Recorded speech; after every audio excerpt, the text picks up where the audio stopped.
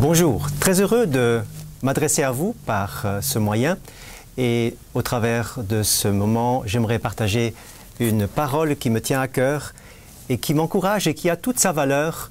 J'aimerais vous demander de prêter attention à ce texte. Il se trouve dans la première lettre de Paul aux Corinthiens au chapitre 10.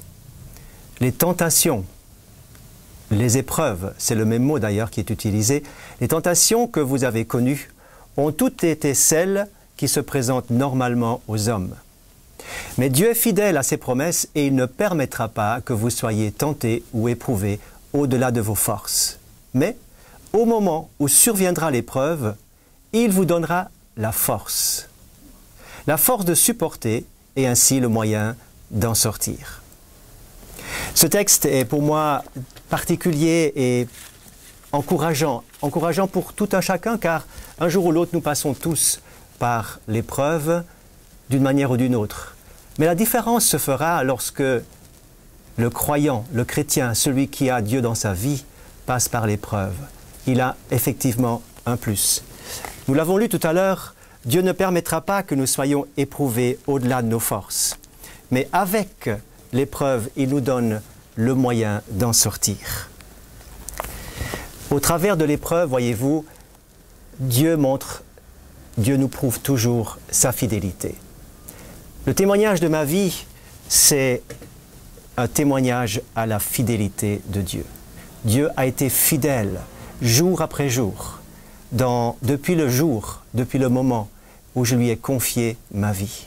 Dieu est fidèle et il promet de rester avec celui et celle qui est éprouvé. Il nous est dit que nous ne serons jamais éprouvés au-delà de nos forces. C'est un peu comme l'image de cet arbre. Peut-être vous souvenez d'une tempête ou d'une autre qui a peut-être balayé nos régions, même toute l'Europe. Je pense à cette fameuse tempête de Lothar. Et lorsque nous avons observé toutes ces forêts, tous ces arbres qui ont été déracinés, c'était des arbres qui n'avaient pas des racines profondes.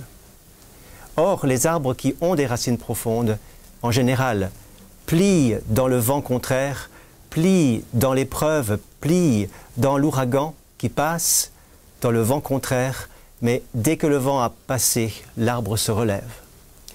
L'important, afin de ne pas être terrassé dans l'épreuve, afin de ne pas être brisé dans l'épreuve, afin de ne pas être par terre et perdu dans l'épreuve, il faut avoir des racines.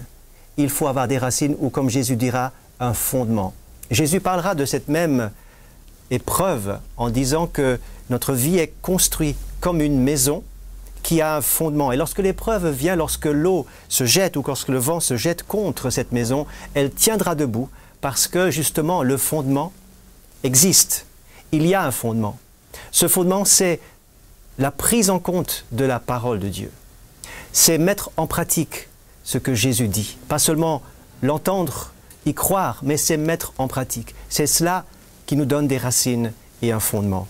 Il ne permettra pas que vous soyez éprouvés au-delà de vos forces. Et avec l'épreuve, il donne le moyen d'en sortir. Et je terminerai ma pensée de ce jour par cet autre texte que nous trouvons dans la première lettre de Pierre, où il nous est dit que nous sommes pour un peu de temps éprouvés, puisqu'il le faut, ou affligés par diverses épreuves. Et comme je l'ai dit tout à l'heure, nous y passons tous. Mais écoutez encore le verset 5, et qui sera ma conclusion. Vous êtes gardés en la puissance de Dieu par la foi.